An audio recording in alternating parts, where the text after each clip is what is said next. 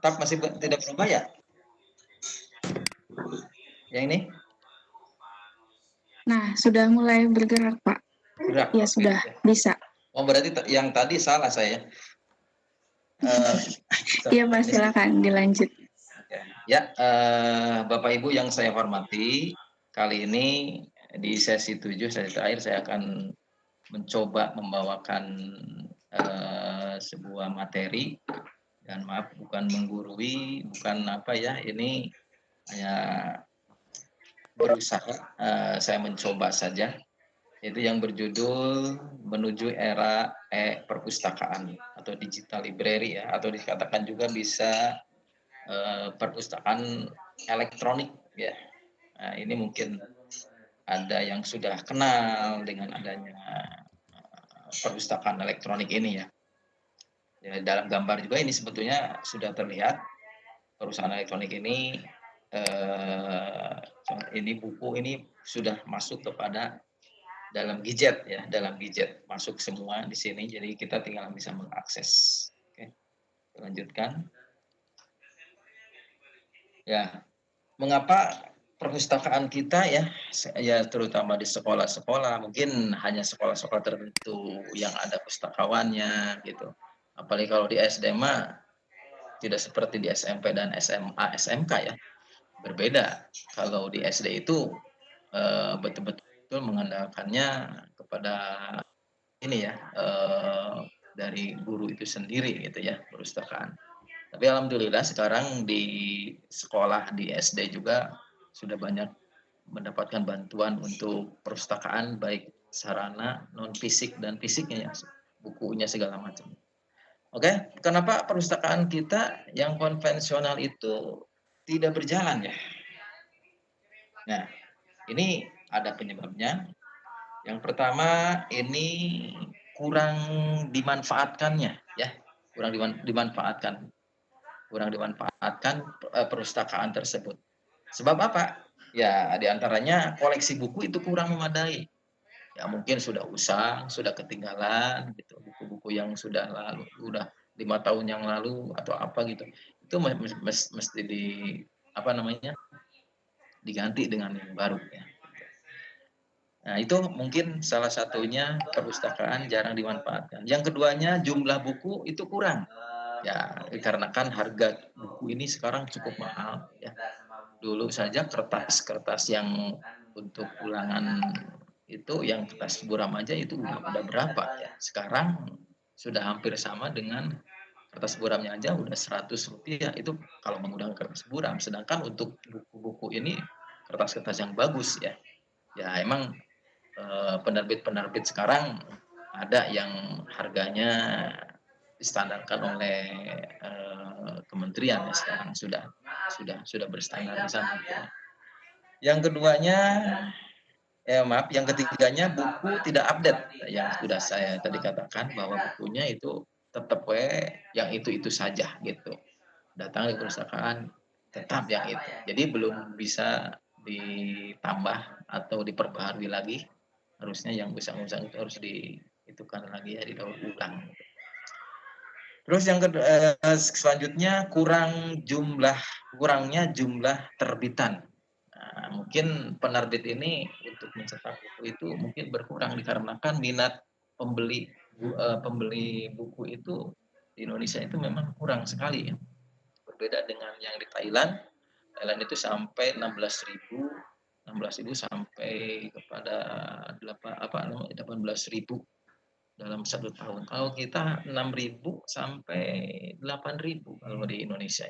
Jadi memang di sini kondisi perpustakaan konvensional ini ya seperti itu keadaannya, sehingga pakem ya perpustakaannya.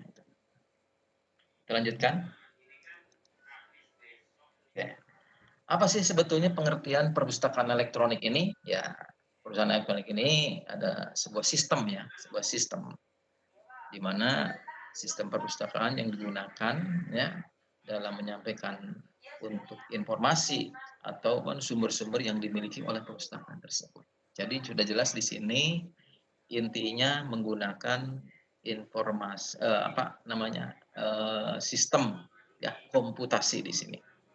Ya, ini namanya menggunakan dengan elektronik ya. Penyampaiannya juga informasinya dan sumbernya juga itu segalanya menggunakan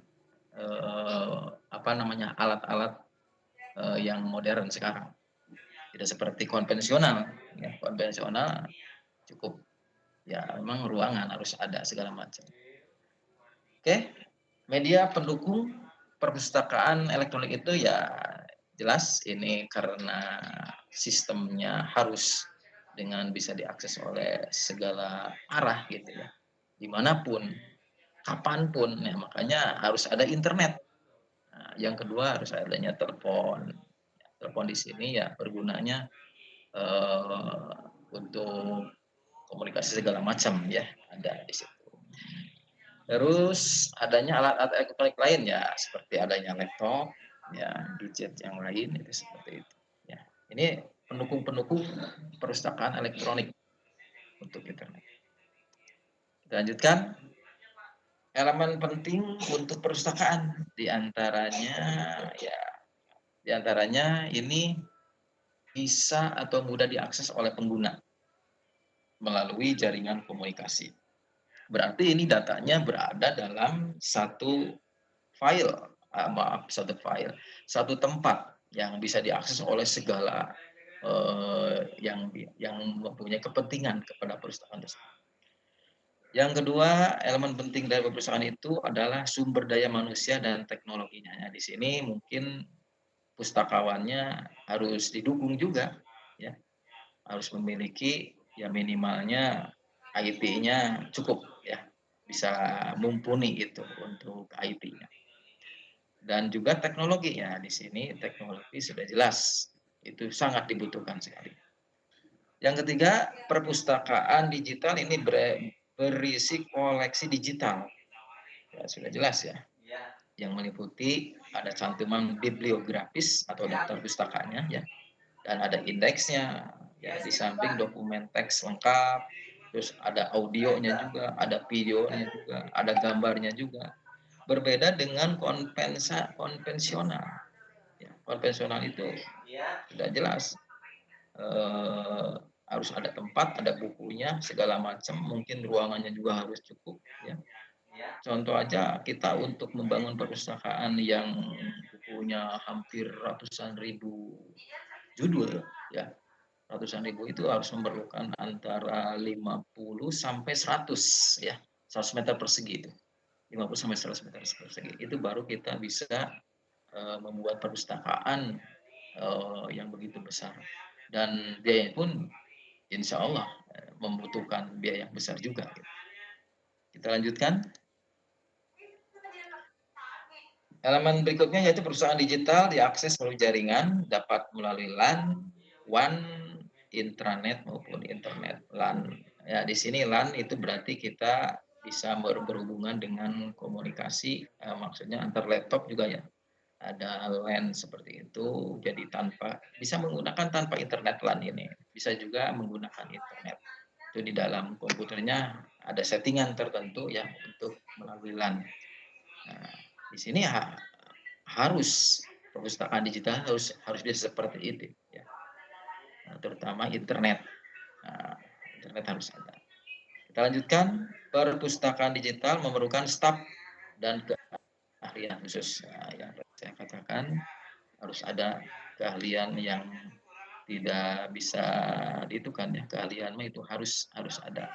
Karena kalau tidak bisa bagaimana untuk mengoperasikan segala macam barang-barang digitalnya ini gitu ya. Nah, apalagi ini berbentuk digital, tidak bisa dilihat secara kasat mata seperti buku ya gitu. Maksudnya kalau sudah dimasukkan ke dalam perangkat elektronik baru perpustakaan digital itu bisa terlihat gitu buku-bukunya. Oke, kita lanjutkan ini elemennya. Ya, awal dasar pemikiran adanya perpustakaan ya, elektronik perpustakaan. Ini berawal dari pemikiran seorang penulis ya, penulis artikel yaitu bernama Panavar Bas ya, tahun 1045. Beliau ini ingin memiliki meja kerja yang layarnya dari kaca ya, itu, dan merupakan meja meja tersebut berbentuk mesin gitu, yang dapat menyimpan segala macam memori di sana ya, menyimpan data segala macam pada memori tersebut. Sehingga berkas apapun buku bacaan, termasuk surat menyurat seorang ilmuwan itu tersimpan di dalam meja tersebut ya, yang saling berhubungan satu sama lain. Jadi ketika dia bekerja bisa diakses oleh orang lain gitu, orang lain. Ketika nulis itu langsung masuk di sana. Ketika orang lain butuh itu juga bisa dibuka. Dia pemikirannya seperti itu, Van Bas ya keinginannya. Nah ini eh, sudah ada sih waktu zaman ini juga ya, tahun 1980-an ini mulainya ya. Maaf, 1945 mulai adanya komputasi itu, mulai otomasi ini, komputer itu ya, perpustakaan elektronik ini ya maksudnya, ini sekitar tahun 80-an ya, tahun 80-an. Itu sudah dicoba. Nah, dari sana cikal bakalnya perpustakaan elektronik. Nah, kalau datang ke Indonesia ini ya masih baru sih, sekitar tahun berapa ya, masih masih baru lah. Itu. Kita lanjutkan. Apa sih perbedaan perpustakaan konvensional dengan perpustakaan digital ini? Ya, ini jelas ada perbedaannya. Kalau perpustakaan konvensional ini penyimpanannya cukup luas, harus luas karena membutuhkan adanya rak buku, adanya buku, terus ada meja kerja, segala macam meja, meja untuk membaca dan seterusnya. Itu pasti membutuhkan tempat yang cukup luas. Sedangkan perusahaan digital hemat, ya hemat penyimpanannya. Kita hanya cukup dengan menggunakan eh, hard disk yang ada di komputer ataupun hard disk eksternal, itu kita bisa membuat komputer digital ini ya. Dengan modal seperti itu aja kita bisa gitu. Nah, itu. Yang kedua, aksesnya tunggal. Maksudnya aksesnya tunggal ini, jadi yang butuh buku pasti datang ke perpustakaan, harus datang ke sana kalau butuh bukunya. Kalau waktunya sudah tutup berarti dia tidak bisa meminjam buku ya. Terus dia pun umpamanya waktunya tepat tapi jaraknya jauh. Nah, mungkin malas juga untuk pergi ke perpustakaan seperti itu ya, perpustakaan konvensional. Ya. Tapi ya kalau kebutuhan biasanya walaupun jauh biasanya datang juga gitu. Nah, sedangkan perusahaan digital ini aksesnya multi. Aksesnya multi begini ya. Kalau tadi di perpustakaan konvensional, pokoknya kita dibuat si A meminjam buku berjudul B. Nah ini ketika si C ini mau pinjam berjudul buku B tidak bisa karena belum dikembalikan. Nah seperti itulah. Kalau stok pustakaannya kurang seperti itu. Kalau banyak memang sih bisa. Nah, beda dengan perpustakaan digital, aksesnya multi kita. Malah bisa segala macam itu, kapanpun waktunya gitu ya, kapanpun kesempatannya, terus bisa berulang-ulang tanpa file aslinya itu terambil ya. Kita bisa mendownload ya, terus bisa membaca ya, bisa mengaksesnya gitu intinya. Selanjutnya yang ketiga, batasan ruang dan waktu. Jadi seperti yang saya tadi katakan, eh, ada ruang dan waktu di sana ya. Ya, ingin ke perpustakaan ya harus berangkat dulu. Kalau perpustakaan digital ya tidak terbatas kita. Butuh ke perpustakaan kita tinggal masuk ke webnya atau masuk ke alamatnya langsung ya. Ya, langsung ke sana dan kita bisa mengambilnya kapanpun waktunya, mau malam, mau siang, bebas gitu ya. Tapi kalau perpustakaan konvensional ya buka jam 7 terakhir pokoknya jam 11. Ya kalau di luar jam 11, di luar jam 7 kita tidak bisa. Walaupun kita butuh buku. Ya. Nah, itu salah satunya perbedaan dalam perpustakaan konvensional dengan digital. Yang selanjutnya adalah biayanya mahal. Untuk membangun perpustakaan konvensional biayanya mahal, sudah jelas. Sekarang buku itu lumayan harganya ya. Itu untuk membutuhkan membuat satu perpustakaan aja itu harus berapa yang dibutuhkan ya. Beda kalau dengan perpustakaan digital. Kita mungkin tinggal berhubungan dengan orang yang memiliki buku tersebut. Ya, dengan ada perjanjian mungkin di sana nanti ada hak cipta, itu tidak bisa sembarangan kita membuat buku jadikan sebuah file atau apa. Jadi tidak bisa seperti itu. Ada hak cipta di sana. Ada hak cipta. Jadi biaya relatif murah. Biayanya relatif murah. Jadi tidak seperti perpustakaan. Kita lanjutkan.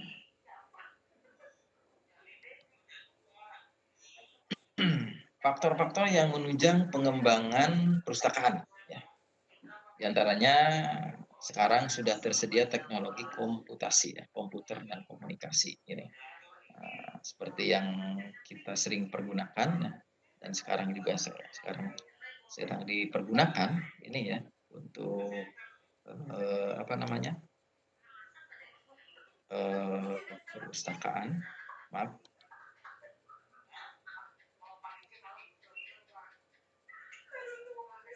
Nah ini tersedianya teknologi komputasi dan komunikasi yang sering kita pergunakan. Yang keduanya tersedia infrastruktur jaringan internasional, ya, mendukung sambungan serta meningkatnya kemampuan pengguna. Ya, bukan hanya itu ya, karena di zaman modern ini anak-anak kita juga sudah mahir sudah jelas mahir memainkan gadget, alat-alat itu, sehingga bisa mengakses dari ini. Nah, dari sana kita bisa mengambil, bisa masuk kepada webnya perpustakaan itu. Selanjutnya, semakin berkembang dan menjamurnya sarana akses internet umumnya seperti hotspot di tempat-tempat umum, apalagi sekarang di desa ada yang namanya wifi gratisan, katanya itu. Anak-anak suka kumpul di balai desa, kadang-kadang di kantor kecamatan juga suka kumpul. Karena apa kumpulnya? Yaitu sarana akses internet itu sekarang sudah di mana-mana. Termasuk kita pokoknya pergi ke KP saja itu udah disediakan itu. Ya, udah disediakan untuk akses internet di sana. Nah, termasuk juga mungkin di bis juga sudah ada sekarang. Ya, di bis akses internet luar biasa itu sekarang. Nah, jadi kita bisa diakses dimanapun kepada perpustakaan digital ini. Ya. Pendukungnya sudah memadai buat kita membuat perpustakaan digital. Lanjutkan. Nah, alasan perpustakaan digital dikembangkan. Nah, di antaranya ini perpustakaan konvensional punya kelemahan dan dalam pelayanan. Nah, jelas yang tadi saya sudah katakan, mau meminjam buku ya harus ada petugas, waktunya harus tepat, gitu ya. Jadi kalau tidak ya sulit. Ditambah lagi dengan pelayanan kan mesti ada penulisan, pinjaman gitu. Terus ada denda dan denda pinjaman gitu ya. Terus juga statistik di pembukuannya juga akan diperlukan gitu ya. Dari mulai dengan cara penamaan buku-bukunya itu kan membutuhkan ya cukup waktu lah pustakawan tersebut ya intinya. Itu kelemahannya. Selanjutnya perpustakaan konvensional ini memiliki titik cari ya, akses poinnya itu sangat terbatas. Artinya begini ya, perpustakaan konvensional itu hanya bisa dilakukan pada nama keluarga pengarang. Ya, khusus pengarang, pokoknya pengarang buku si A pokoknya. Ya itu harus harus rata semua ya. Nah, itu. Jadi memang sesuai dengan aturan katalogisasinya. Ada aturannya dalam perpustakaan. Jadi berbeda dengan digital. Kalau digital ya bebas kita. Mau kita aksesnya dengan nama pengarangnya bakal muncul. Mau akses dengan nama judul bukunya juga akan muncul. Ya. Terus mau judul buku dengan pengarangnya juga akan muncul. Lebih mudah, lebih gampang. Ya. Kita lanjutkan. Perpustakaan konvensional memerlukan kontrol yang rumit dalam penggunaannya, pencatatan, peminjaman, pencatatan, pengembalian dan lain-lain seperti yang tadi ya. Denda segala macam gitu ya, pengembaliannya, kartunya juga harus dibetulkan, kartu perpustakaannya gitu. Lanjutan lagi pada berikutnya, pada perpustakaan konvensional banyak kerjaan bersifat fisik dan memerlukan banyak tenaga kerja. Nah, contoh aja ketika datang pengunjung ke perpustakaan itu pasti buku itu kadangkala sudah acak-acakan buku, mesti dikerjakan, dirapikan, disesuaikan lagi dengan pengarangnya, ininya ya. Terus kodenya juga harus disesuaikan, ditempat-tempatkan dengan rak-raknya juga harus disesuaikan. Kalau tidak sesuai, tidak pas dengan tempatnya, biasanya sulit untuk mencarinya nantinya, mengaksesnya itu. Nah itu banyak pekerjaan di sana ya. Kita lanjutkan. Perpustakaan konvensional dengan koleksi berupa dokumen tercetak tentu memerlukan ruang yang luas, sudah jelas. Tadi yang saya katakan untuk membuat perpustakaan itu membutuhkan biaya yang banyak karena buku itu harus ditampung berak, rak buku juga harus dalam ruangan yang bisa diakses dalam satu ruangan.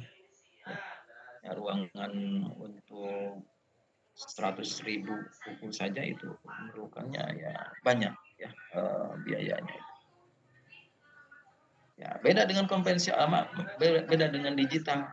Ya udah cukup kita pergunakan dengan satu server ya udah selesai bisa mengakses gitu.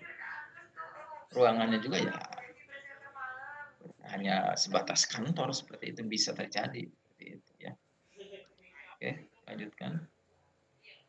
Ini ada manfaatnya perpustakaan ini. Jelas ya, manfaat perpustakaan elektronik ini menurut Chai Seng 2003 yang dikutip oleh Ahmad 2006 bahwa penambahan koleksi lebih cepat dengan kualitas dan lebih baik.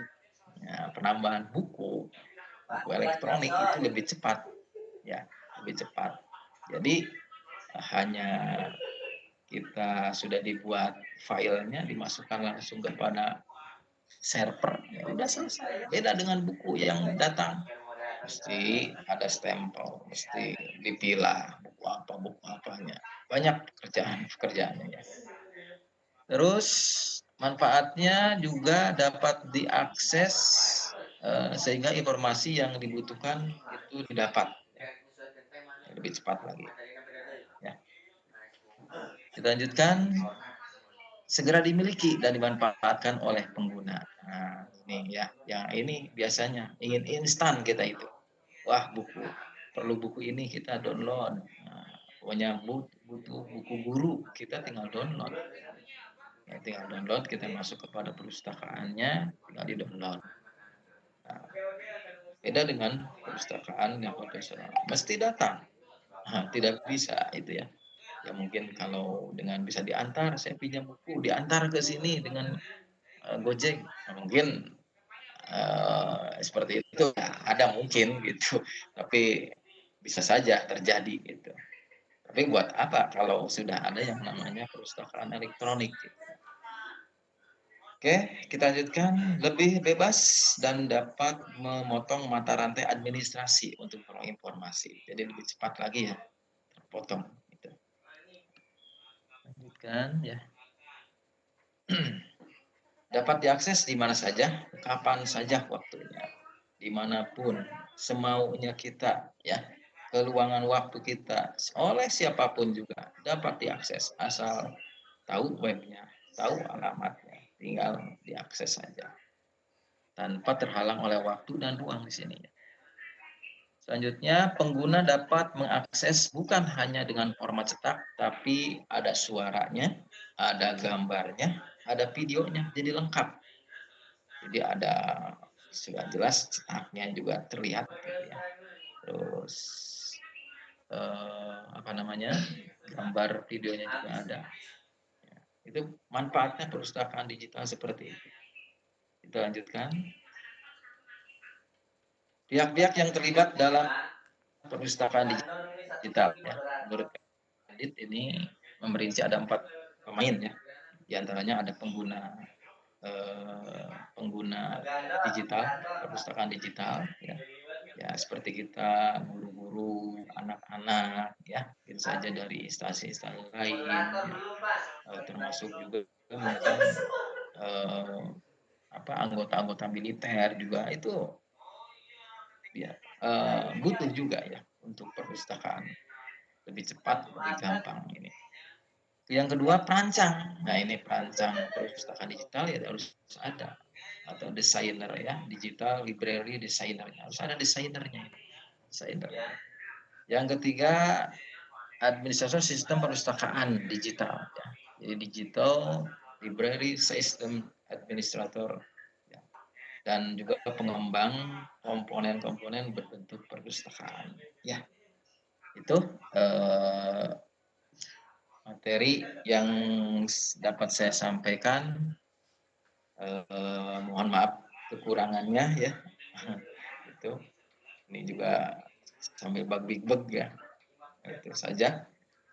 Demikian di akhir kata. Assalamualaikum warahmatullahi wabarakatuh. Waalaikumsalam warahmatullahi wabarakatuh. Terima kasih kepada Pak Aceng yang telah memaparkan materi mengenai menuju e-perpustakaan atau digital perpustakaan. Ya, materi yang sangat luar biasa dan juga kembali lagi mengingatkan kita bahwa pendidikan itu sekarang semakin maju berkembang dan tidak hanya berpatok kepada hal-hal yang konvensional, tapi juga sudah mulai merambah kepada dunia teknologi. Nah, di sini sudah ada pertanyaan, Bapak. Ya. Ada pertanyaan, tapi sebelumnya untuk sesi pertama akan dibatasi 3 penanya, kemudian akan dilanjut jika masih ada yang ingin bertanya di sesi kedua. Dipersilakan kepada yang ingin bertanya secara langsung boleh, kalau misalkan Bapak Ibu masih malu-malu, mungkin bisa via chat. Nah, ini ada satu penanya dari Ibu Amin. Ya, Ibu Amin. Pertanyaannya adalah, untuk koleksi buku di perpustakaan digital, bagaimana cara mengusahakannya, Pak? Oke, ya. Oke, saya jawab langsung ya, atau ya, bagaimana? Boleh. Ya, oke. Pertanyaan yang luar biasa, bagus, Bu Amin, betul. Kalau perpustakaan konvensional kan gampang gitu ya, pokoknya tinggal pesan kepada penerbit, langsung datang ke perpustakaan, dicek buku segala macam, masuk kepada gudang buku dulu ya, baru dipilah-pilah dan didistribusikan kepada rak-rak. Nah, kalau di perpustakaan digital ini ya, kita itu ada beberapa yang langkah yang harus kita laksanakan. Yang pertama, dari buku tersebut itu langsung dikirim, maksudnya bukan dikirim ya, langsung dari pembuat bukunya ya, karena kan dengan digital itu langsung saja, jadi langsung dimasukkan ke dalam komputer kepada server ya, jadi nanti akan terkoleksi ya, di sana. Jadi pengakses itu tinggal kita mengklik buku apa yang akan pakainya, yang dibutuhkannya buku apa. Jadi langsung. Jadi buku baru, buku lama itu akan terpilah. Itu akan terpilah terbitan tahun berapa, semuanya itu ya. Dan itu tidak lepas dari yang namanya hak cipta. Ya, tetap harus ada izin kepada hak cipta tersebut ya. Gitu. Nah itu untuk Ibu Amin, pertanyaan jawaban dari saya. Kalau kurangnya maaf gitu ya. Oke. Iya, masih ada lagi Pak. Ya. Dari masih ada lagi ini Iya, untuk Bagaimana mendirikan atau membuat perpustakaan digital itu fasilitas minimal yang harus dipunyai atau diupayakan oleh sekolah itu apa kira-kira? Oh iya, oke, pertanyaan bagus ini ya. Bagaimana sih kita untuk mendirikan perpustakaan digital, itu kan ada beberapa elemen, tadi juga sudah saya katakan ya, ada beberapa elemen yang harus, ya, di antaranya ini elemen ini harus ada alat-alat yang menyangkut kepada, elektronik ini. Di antaranya kita harus ada komputernya, harus ada akses internetnya, harus ada audionya, harus ada akses segala macam. Terus ada juga staf ahlinya juga. Nah, di sana staf ahli ya cukup pokoknya 2 orang juga sebetulnya cukup, perpustakaan digital gitu. Jadi tidak usah banyak-banyak sebetulnya. Yang penting yang satu bisa IT ya, yang satu mungkin untuk mengatur segala macam administrasinya nanti gitu. Jadi yang dibutuhkannya cuman internet ya, terus komputer, terus sama jaringan, itu aja udah cukup perpustakaan, ya gitu. Ya demikian ya, gitu.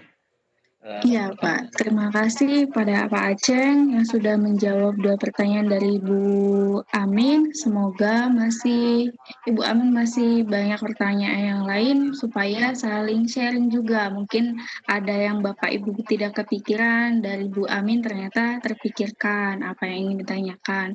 Kemudian masih ada pertanyaan lagi, Pak, dari Pak Rahmat. Dari Pak Rahmat. Sesuatu yang berbau digital kerap kali cost-nya dianggap mahal, Pak. Itu statement tersebut itu biasanya betul atau tidak? Nah, eh, memang untuk pertama kita kan ada yang namanya ini ya, untuk semacam kepada pembuat buku ya. Pembuat buku itu berarti harus ada perjanjian dulu ya. Ada apa namanya ya sebutnya ya, ada transaksi dulu lah, di sana. Nah, nanti itu, sebetulnya untuk biaya itu ti ti tidak sebesar perpustakaan yang konvensional justru. Memang yang namanya digital itu biasanya dianggapnya mahal, wah segala macam. Ya kita bisa bisa diperhitungkan, kita untuk membuat sebuah perpustakaan itu tidak akan melebihi perpustakaan dengan ukuran yang kecil saja, itu tidak ini. Contoh aja untuk kita membangun perpustakaan ya, perpustakaan untuk konvensional aja nih perbandingannya, itu kalau satu unit bangunan, perpustakaan itu sekitar 75 juta itu baru bangunannya saja. Belum tentu kita fasilitas seperti rak buku, ditambah lagi dengan fasilitasnya buku segala macam, ya. Ditambah juga pustakawannya. Nah, kalau digital ini kita hanya cukup menyiapkan server, ya. Satu menyiapkan server yang berupa cukup komputer desktop aja juga sudah bisa itu sebetulnya, ya. Dengan 1 tera gigabyte gitu, itu bisa. Dan kita harus menyediakan mungkin alamat web di sini ya, alamat web. Dan itu alamat web itu bisa bisa kita pergunakan, bisa kita buat sebetulnya, bisa kita buat gitu ya. Jadi pembuatan perpustakaan digital ini jelas lebih murah gitu daripada perpustakaan konvensional. Kalau dibandingkan cost-nya itu ya, cost-nya itu. Ya demikian Pak Rahmat. Mudah-mudahan tidak puas nih Pak Rahmat nih. Oke, itu apa kekurangannya mohon maaf nih ya, kalau tidak puas ya. Syukur-syukur seperti itu ya. Silakan Ibu. Ya, Pak Aceng, terima kasih. Mungkin ada dari Bapak Ibu yang ingin memberikan sharingnya mengenai perpustakaan digital ini untuk melengkapi jawaban dari Pak Aceng. Kalau misalkan tidak ada, berarti saya buka sesi yang kedua. Untuk penanya sesi yang kedua, dipersilahkan.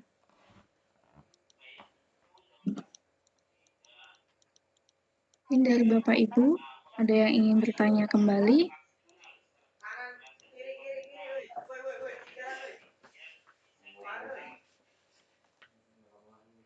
Oke, sepertinya cukup. Tadi sedikit mengulas kembali dari jawaban Pak Aceng bahwa untuk membuat koleksi buku digital ini, bagaimana cara mengusahakannya? Itu bisa via sedikit sharing, bisa kalau yang mungkin Bapak Ibu sebagian besar sudah tahu bahwa perpustakaan nasional kita itu punya perpustakaan digital secara nasional yang aksesnya itu bisa kita gunakan dengan cara keikutsertaan secara kita punya akunnya di sana, kemudian nanti di sana juga biasanya ada hibah-hibah dari buku-buku perpustakaan nasional itu, baik secara konvensional maupun yang buku-buku digital.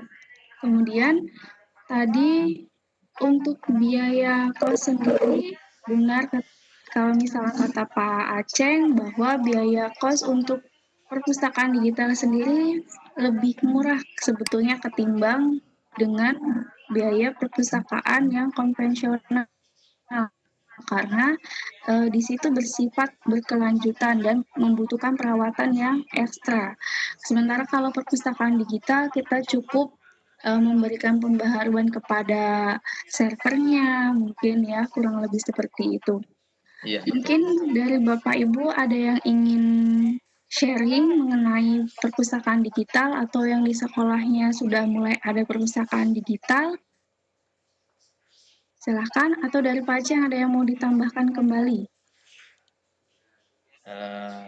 Ya, itu sebetulnya sekolah itu bisa ya untuk membuat perpustakaan digital itu sebetulnya mampu ya, apalagi untuk di SD itu sudah ada yang namanya biaya BOS itu bisa dipergunakan untuk membuat perpustakaan digital.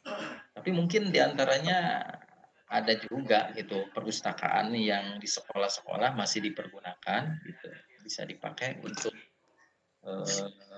sekaligus perpustakaan digital ada, perpustakaan secara konvensional juga ada gitu. Karena di anak SD itu berbeda dengan anak SMP, SMA ya. Ya. Gitu. Perpustakaan digital. Mungkin itu saja Ibu Dian yang dapat saya sampaikan ya. Ya, Diakhiri Bapak. saja materi dari saya itu. Ya.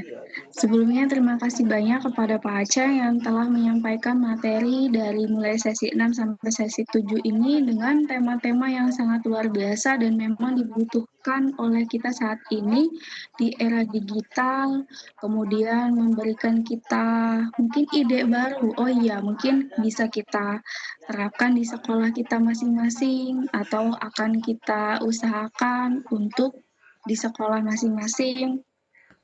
Nah, di sini mengingatkan kembali kepada kita bahwa memang buku itu adalah jendela dunia, bahwa buku itu adalah sumber pengetahuan yang utama selain dari tentunya dari pembelajaran secara langsung kepada anak-anak.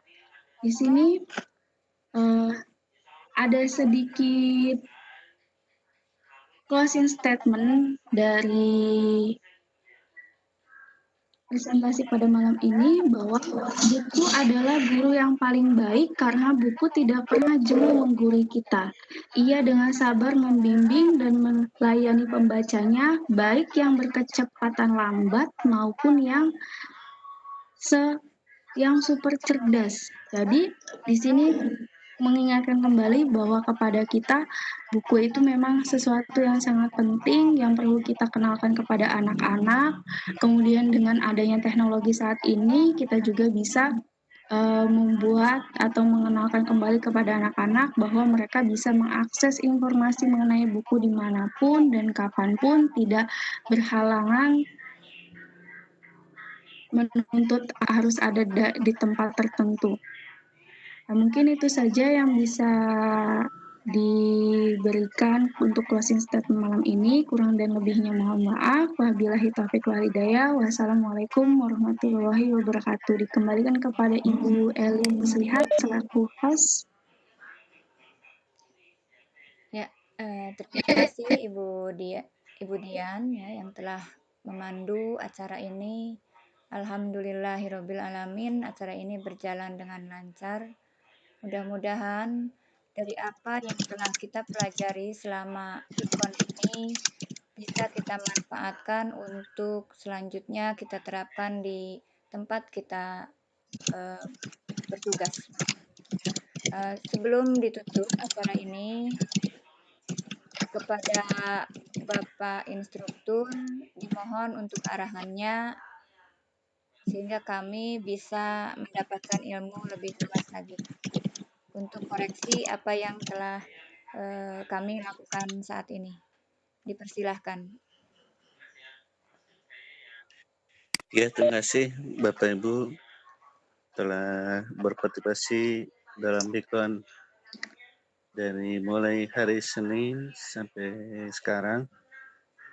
Alhamdulillah kita sudah melaksanakan 12 kali Bikon ya Bapak Ibu. Nah, berkaitan dengan materi saya kira udah lancar Bapak Ibu menyampaikan, termasuk juga cara penggunaan dari Webex yang perlu dijadikan kembali mungkin faktor pendukung dari pengolahannya, misalnya presensi, video, dan sebagainya.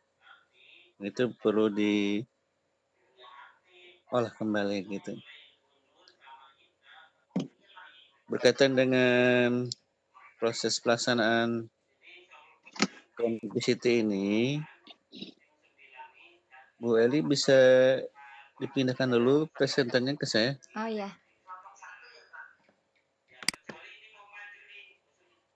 Bu Eli Sebentar. ke 840. Ya, sebentar.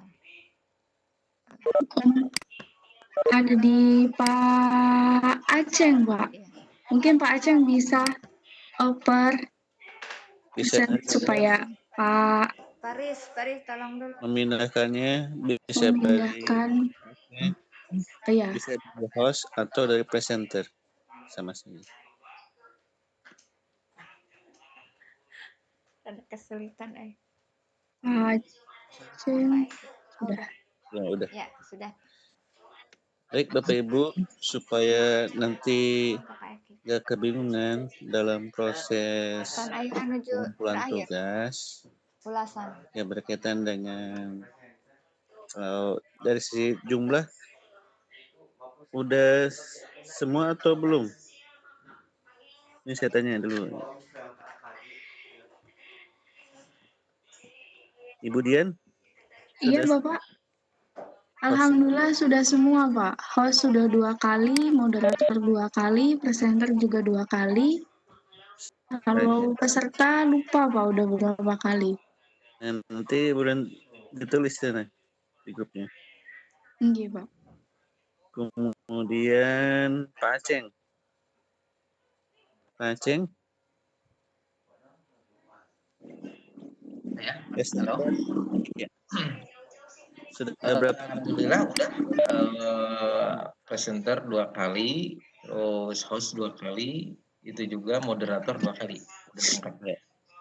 Berarti udah semua ya, udah lengkap. Iya, udah. Barangkali dari si jumlah peserta, jadi keikutsertaan selain bertugas.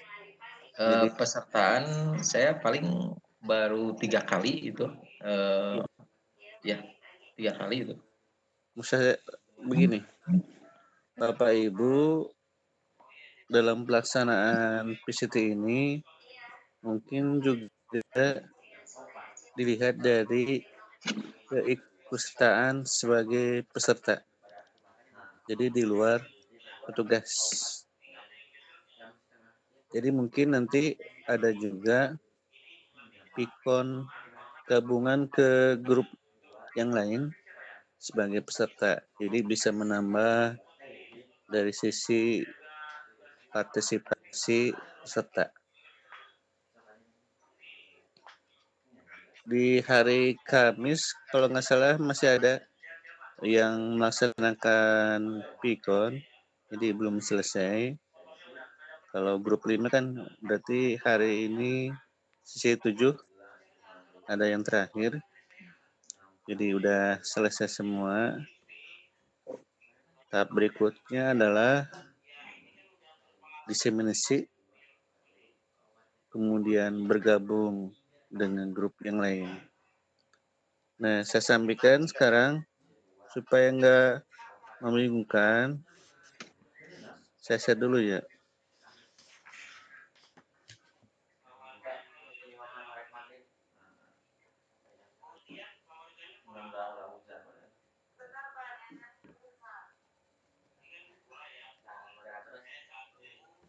Nah, ini contohnya.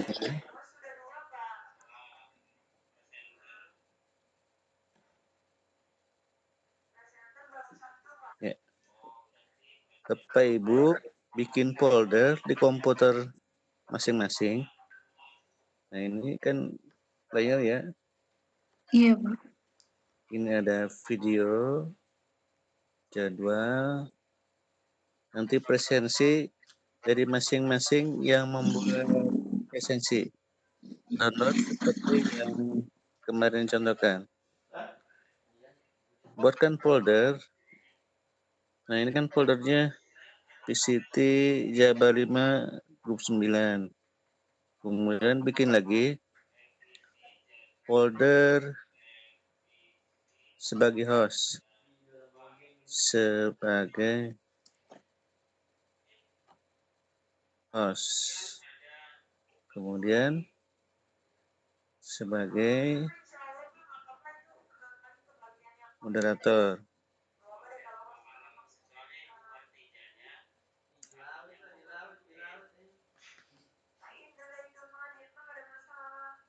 Selanjutnya sebagai presenter.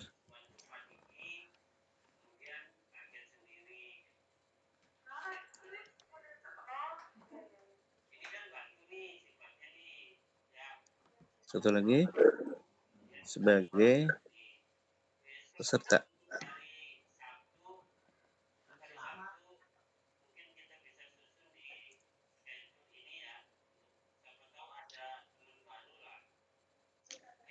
Ya.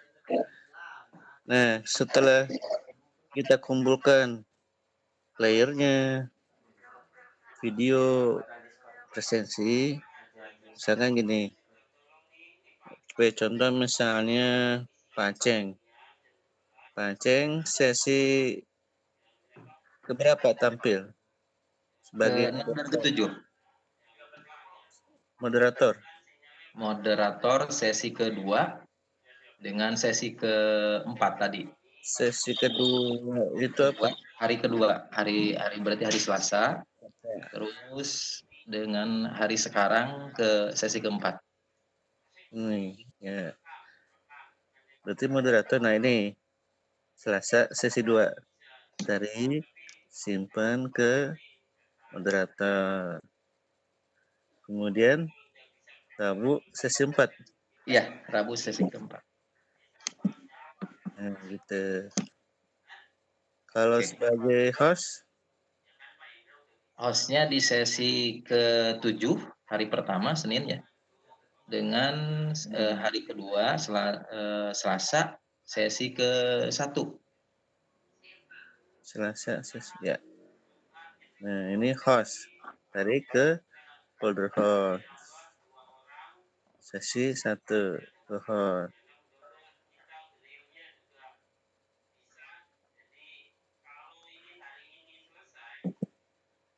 Ya, seperti itu Bapak Ibu. Kemudian videonya kan sudah rekam ya. Udah direkam. Nah, misalkan tadi tuh host kasih itu Ya. Sesi ke? OS-nya sesi ke-7, hari pertama. Ya. Tarik lagi videonya.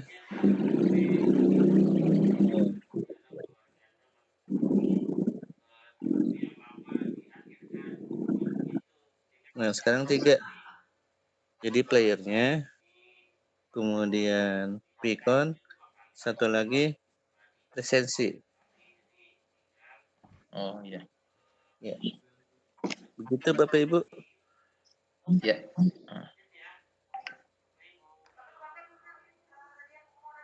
Cukup jelas.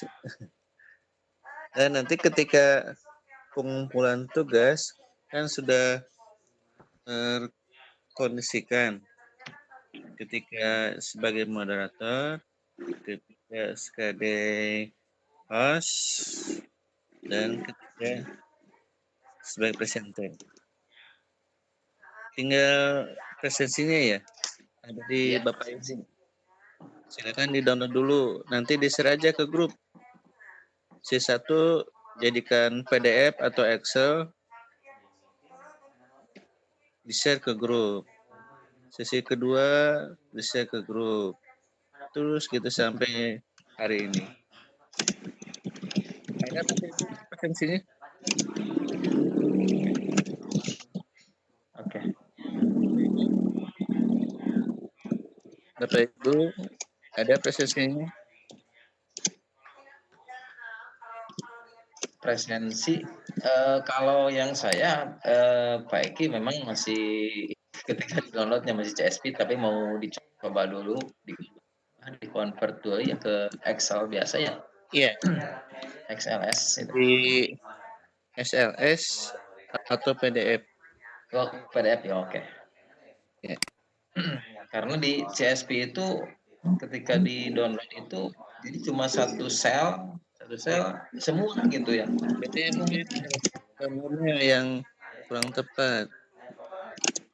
Kemarin udah saya contohkan, masuk ke drive, udah saya contohkan.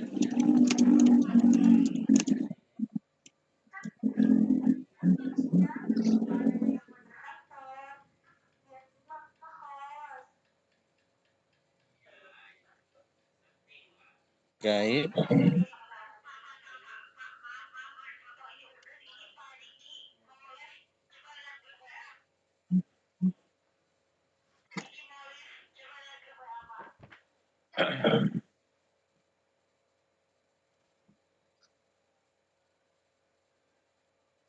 Buka foldernya.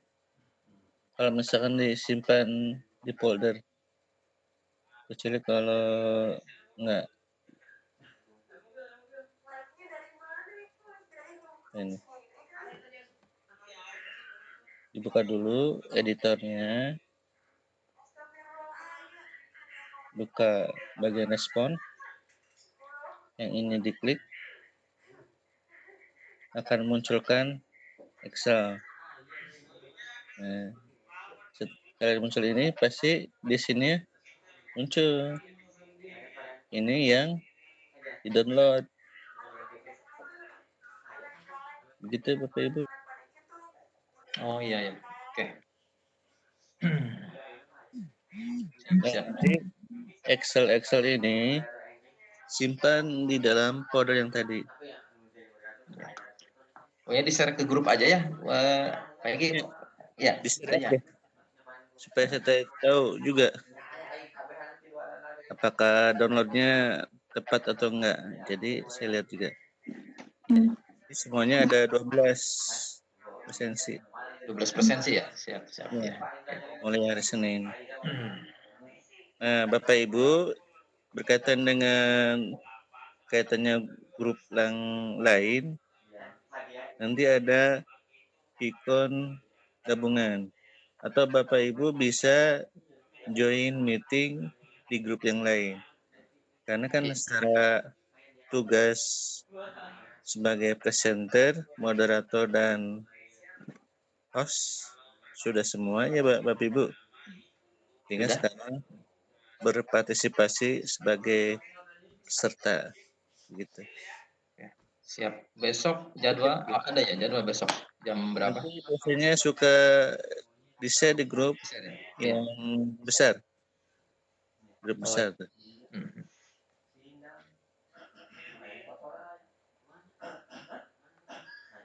Ada yang menanyakan barangkali Bapak Ibu?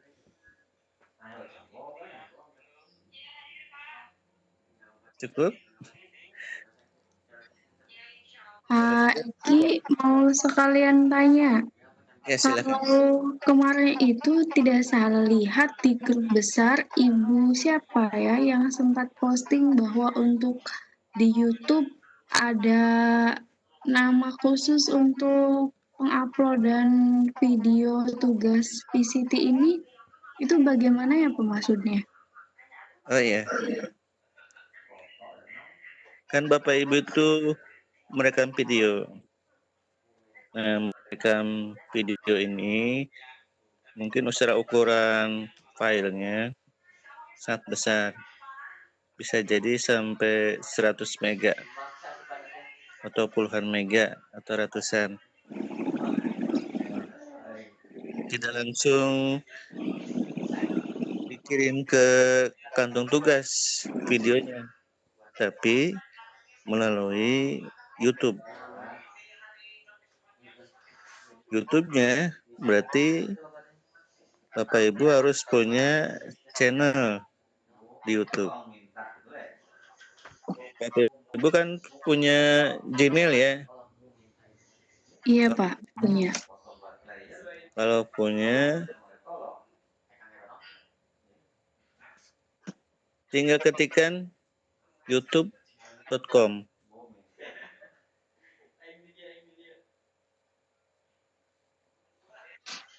Dan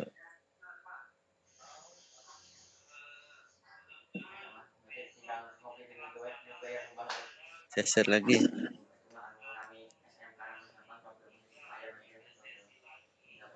Nah, seperti ini. Jadi Bapak Ibu masuk ke youtube.com, kemudian membuat channel. Jadi uploadnya ini nih, ada tombol upload. Kalau sudah punya channel. Jadi video-video yang sudah direkam, nah ini contohnya, sesi 6, sesi 7 hari Senin, sudah saya upload. Nanti kalau misalkan ada kendala di YouTube atau rekan video, salah satunya ada di sini. Tapi download dulu karena itu kan alamat channelnya masih SMK Negeri 1 Pajengkeran. Akunnya akun saya gitu. Nanti akunnya akun Bapak Ibu. Bapak Ibu punya channel seperti Kang Ferdi. Kang Ferdi punya channel di YouTube berupa banyak video begitu. Iya, terima kasih. Jadi banyak videonya hasil rekaman tadi Iya, simpan di YouTube. Jadi kan ada alamat YouTube-nya, misalnya ini ya. iya Pak. Nah ini kalau misalkan ini diklik, karena link address Iya. itu simpan ke kantong tugas. Jadi bukan videonya, alamatnya. Iya, siap Pak. Ya. Ada lagi? Ya. Lanjut, Bu. Udah Kak, terima kasih Pak Eki.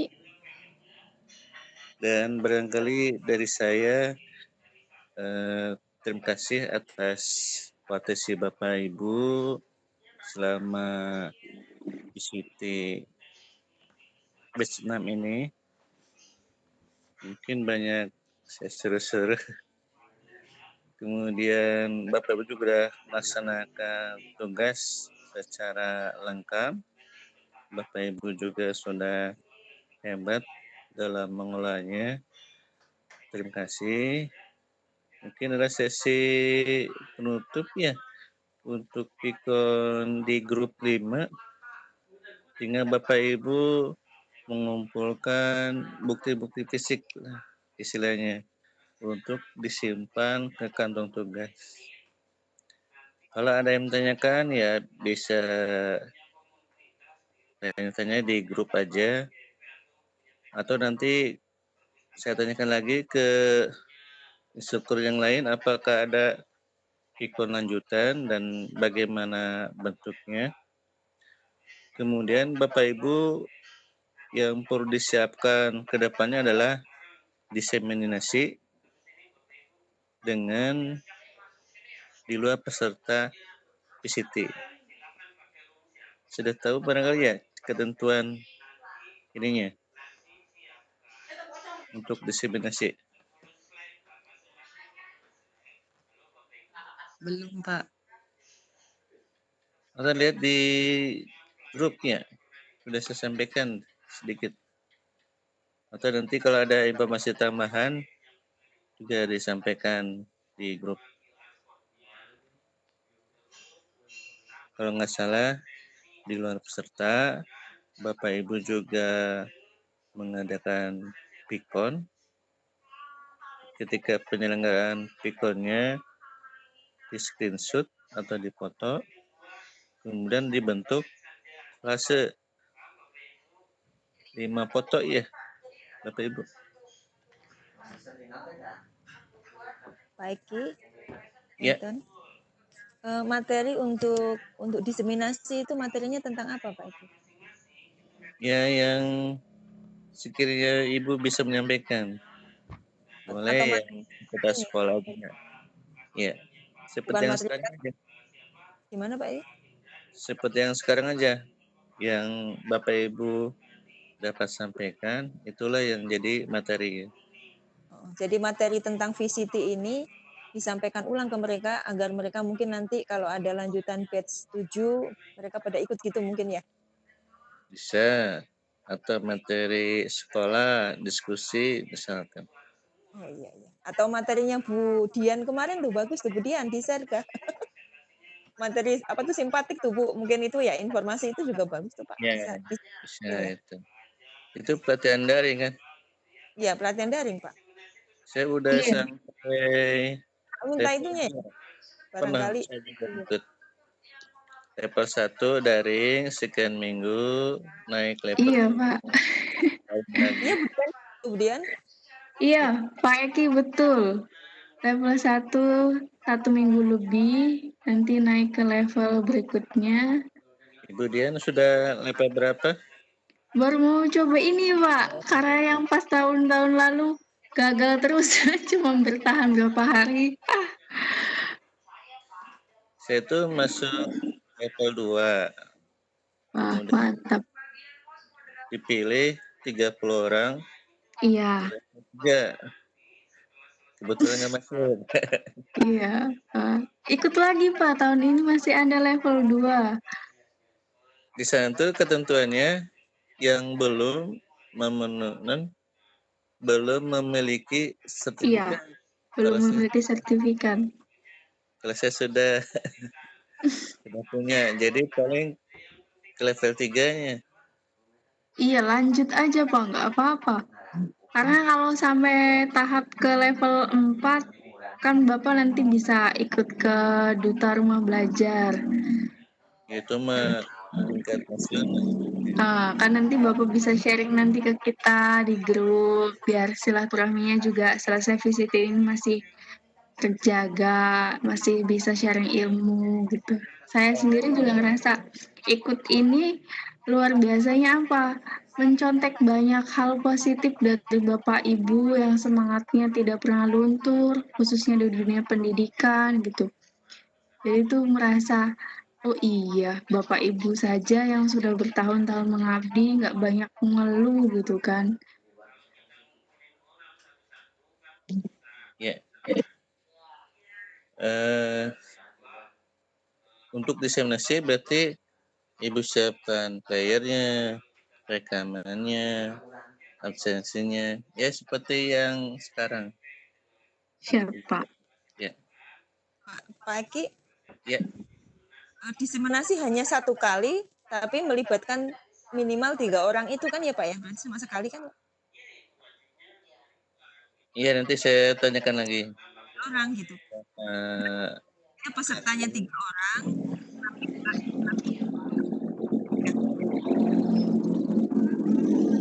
Makan gitu. Ya Pak, ditunggu informasi. Kira cukup Bapak Ibu ya, sudah jam 10 malam.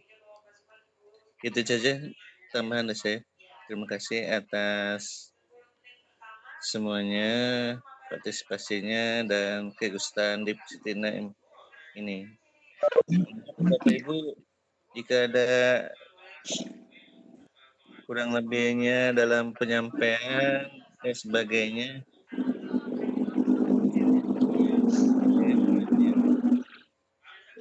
ini saya serahkan lagi ke host di end meeting aja, Bu Eli. Ya. Terima kasih Bapak atas arahannya. Mudah-mudahan kita tidak puas dan selalu belajar terus. Ya. Tetap sharing dan silaturahmi tetap terjaga. Mudah-mudahan apa yang kita lakukan ini mendapatkan ridho dari Allah Subhanahu wa Ta'ala untuk bisa kita sampaikan, karena apapun alasannya ini adalah amanah. Barangkali itu untuk pertemuan sekarang. Kita ucapkan alhamdulillahirabbil alamin bersama-sama. Billahi taufik wal hidayah. Wassalamualaikum warahmatullahi wabarakatuh. Cara membuat video, cara membuat presentasi, cara merekam video, cara ini ya tugas host. Nah, tugasnya itu caranya begini. Cara membuat moderator, tugasnya ini. Ya, buat playernya undangan. Nah, buat playernya mau transfer. Ini cara membuat undangannya. Sudah. Alhamdulillah.